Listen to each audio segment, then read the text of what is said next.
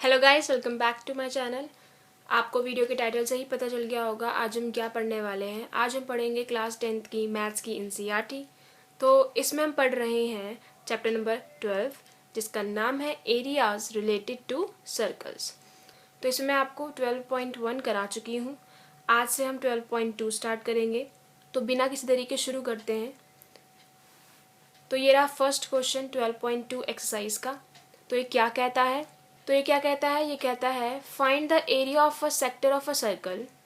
Sector of a circle, एक circle का एक सेक्टर है, उसका एरिया निकालना है with radius 6 centimetre. It means इसका मतलब क्या है? इसका मतलब ये है जो सर्कल है उसका रेडियस क्या है? 6 सेंटीमीटर है। If angle of the sector is 60 degree. It means जो सेक्टर है उसका एंगल दिया हुआ है 60 डिग्री। तो आप डायरेक्ट इसे फॉर्मूला में डालोगे, लेकिन फॉर्मूला हमें पता होना चाहिए वो कैसे आया। तो पहले मैं आपको एक्सप्लेन कर देती हूँ सेक्टर क्या होता है और उसका एरिया कैसे निकालते हैं। तो ये है एक सर्कल। जब दो रेडियस ऐसे आप बना दिया आपने, और ये क्या हो गया? ये हो गया आर्क, और ये हो गया हमारा रेडियस। तो इन दोनों के बीच में कुछ एंगल बन रहा होगा, तो इसे नाम दे दिया थीटा। तो जो ये वाला पार्ट है हमारा, ये हमारा क्या हो गया? सेक्टर हो गया। और ये एंगल हो गया सेक्टर का। तो हमें बोला है कि ये एरिया निकालो, एरिया ऑफ सेक्टर निकालो सर्कल का। और हमें क्या गिवन है? रेडियस गिवन है। रेडियस क्या है? 6 सेंटीमीटर। और हमें एंगल गिवन है सेक्टर का। इट मीन्स हमें थीटा गिवन है। तो हमें थीटा पता है। 60 डिग्री है। हमें रेडियस पता है 6 सेंटीमीटर है। अब हमें बोला है कि एरिया निकालो इसका। तो सेक्टर के एरिया का फॉर्मूला क्या होगा? देखो, जो ये पूरा सर्कल है उसका एरिया क्या होता है? पाई आर स्क्वायर। अगर मुझे सिर्फ ये पार्ट पता चल जाए, उतने पार्ट को मैं मल्टीप्लाई कर दूं पाई आर स्क्वायर से, तो मेरा सिर्फ इस पार्ट का एरिया आ जाएगा। कैसे आएगा? मैं आपको एक समझा देती हूँ। मान लो मुझे यहाँ पे एक बॉक्स दिया हुआ है, उस बॉक्स के मैंने 4 टुकड़े कर दिए। पूरे बॉक्स का एरिया क्या है? 60 है मान लो। लेकिन मुझे बोला है कि एक का निकालो, और मुझे ये पता है कि चारों डिब्बे क्या हैं? इक्वल हैं। तो कैसे निकलेगा? एक का निकालना है। टोटल कितने डिब्बे हैं? 1 2 3 4, और उसको मल्टीप्लाई कर दूंगी टोटल एरिया से, और उनको काटा पीटी करके मेरा आंसर आ जाएगा। क्या आएगा आंसर? 4 1 जा 4, 2 बचा, 4 5 जा 20, 15 आ गया। तो यहाँ पे डब्बे इक्वल थे, इसलिए यहाँ पे फ्रैक्शन का यूज किया। आपने निकाला होगा बचपन में शेडेड एरिया का फ्रैक्शन, वैसे ही शेडेड एरिया का फ्रैक्शन निकाला और उसको मल्टीप्लाई कर दिया पूरे एरिया से, तो मेरा शेडेड पार्ट का एरिया आ गया। सेम यहाँ करना है मुझे, शेडेड पार्ट का एरिया निकालना है। ये वाला पार्ट पता चल गया मुझे। मैंने यहाँ पे क्या लिख दिया? पूरा लिख दिया, पूरे सर्कल का एरिया। अब मुझे सिर्फ इस सेक्शन का फ्रैक्शन निकालना है काइंड ऑफ। तो देखो, टोटल कितना मेरा थीटा होगा पूरे सर्कल का? 360। तो नीचे आ गया 360। और इस पार्ट का सिर्फ कितना है? थीटा। तो मल्टीप्लाई कर देंगे। देखो, सेम चीज मैंने ये वाली चीज यहां पे कर दी है, तो मेरा ये हो जाएगा एरिया ऑफ सेक्टर। जितने भी थीटा का मतलब, ये थीटा कितना भी हो वो यहां लिख देंगे। टोटल मेरा जो एंगल है वो क्या है? 360 डिग्री। उसको फ्रैक्शन में बनाया और उसको मल्टीप्लाई कर दिया पूरे एरिया से, तो मेरा यहाँ पे कौन सा एरिया आ जाएगा? Area of sector. ऐसे हम निकालते हैं एरिया ऑफ सेक्टर। अब आपको बेसिक पता चल गया। अब हम आते हैं अपने क्वेश्चन पे। हमें निकालना है एरिया ऑफ सेक्टर। तो हमें एक सर्कल दिया हुआ है, बोला है उसका रेडियस क्या है? 6 सेंटीमीटर। तो ये 6 हो गया, ये 6 हो गया। थीटा क्या गिवन था हमें? 60। थीटा 60 गिवन था, रेडियस गिवन है, यहाँ पे हमने लिख दिया। अब मुझसे पूछा है एरिया ऑफ सेक्टर। तो सबको पता है इसका फॉर्मूला क्या होता है? Theta 360 into pi r square. अब यहाँ पे क्या करेंगे, सिर्फ वैल्यू पुट करनी है। थीटा क्या है मेरा 60 upon 360 into pi r square. तो 0 से 0 कट गया, ये 6 6 जा 36। तो वही बात हो गई ना, देखो टोटल 6 टुकड़े कर दिए सर्कल के और हमने कितने का एरिया निकालना है, सिर्फ एक टुकड़े का।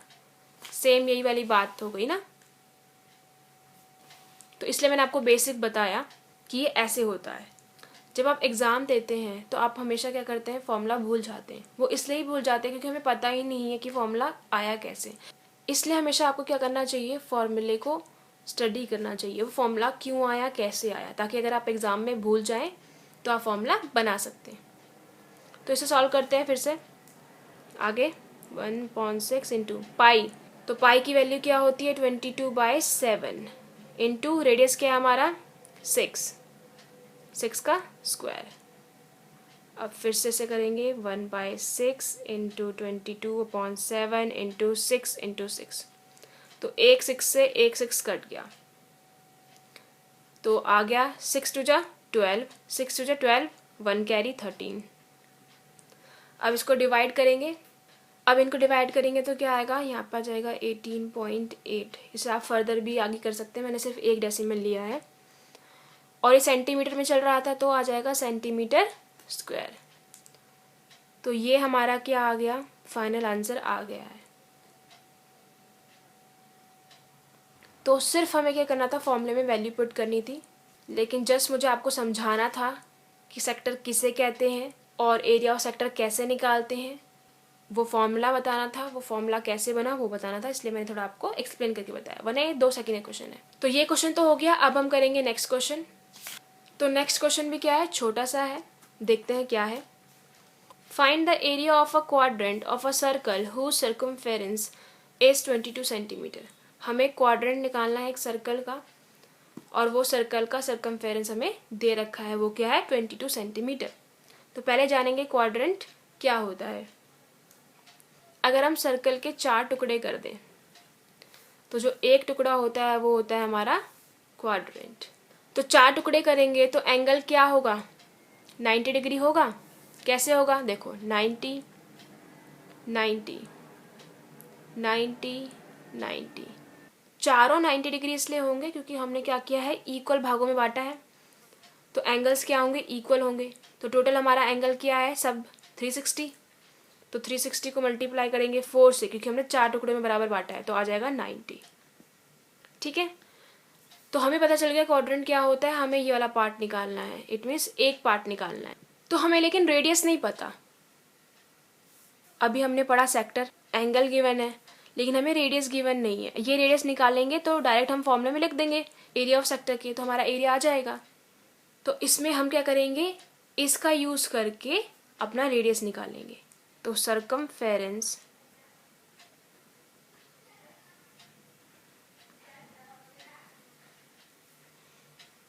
तो क्या होता है सर्कमफेरेंस, 2πr।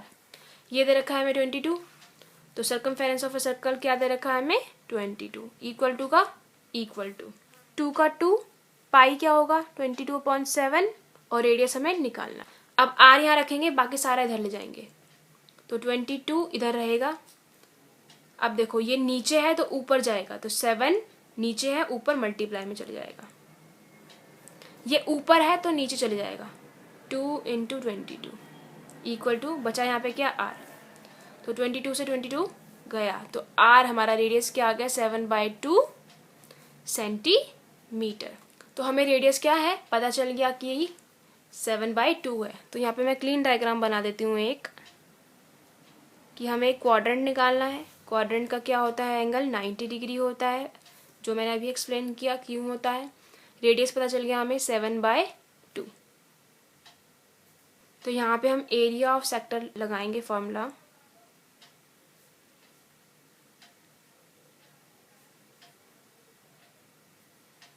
अब देखो वैल्यू पुट करते हैं। थीटा क्या है 90, नीचे आ गया 360। अब इसे सॉल्व करते हैं, 9 4 36, 1/4 इंटू पाई आर स्क्वायर। देखो आप इसे डायरेक्ट ऐसे भी लिख सकते थे 1/4 इंटू पाई आर स्क्वायर। क्यों? क्योंकि जो क्वाड्रेंट है कितने होते हैं, टोटल 4 ही होते हैं। एक सर्कल में 4 क्वाड्रेंट होते हैं। मैंने अभी आपको बताया जब एक सर्कल को 4 टुकड़ों में बांट दें और एक टुकड़ा हमारा क्या कहलाता है, क्वाड्रेंट कहलाता है, और वो सारे इक्वल भी होते हैं। तो 4 इक्वल हो गया तो नीचे 4 आ गया। मुझे किसका एरिया निकालना है, 1 का, तो यहाँ पे पर 1 आ गया। अब इसे हम क्या करेंगे, सॉल्व करेंगे। पाई की वैल्यू क्या है, 22/7। आर हमने अभी निकाला, क्या निकाला हमने आर, 7/2, 7/2 का स्क्वायर।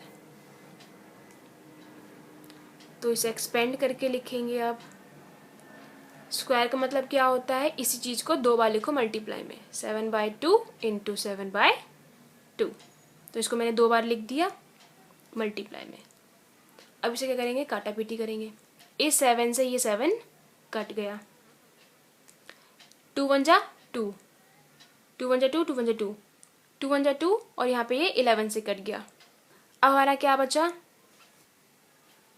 11 इंटू 7, ये हो गया 77, 4 2 जा 8। तो ये हमारा आंसर आ गया है। आप इसे डिवाइड भी कर सकते हैं। इसको डिवाइड करेंगे तो आएगा 9.625 सेंटीमीटर स्क्वायर। तो ये हमारा फाइनल आंसर आ गया है। तो ये क्वेश्चन भी बहुत सिंपल था। तो यहाँ पे आपको एक नई चीज़ सीखने को मिलेगी, क्वाड्रेंट क्या होता है। तो ये मैंने आपको सेकंड क्वेश्चन करा दिया है।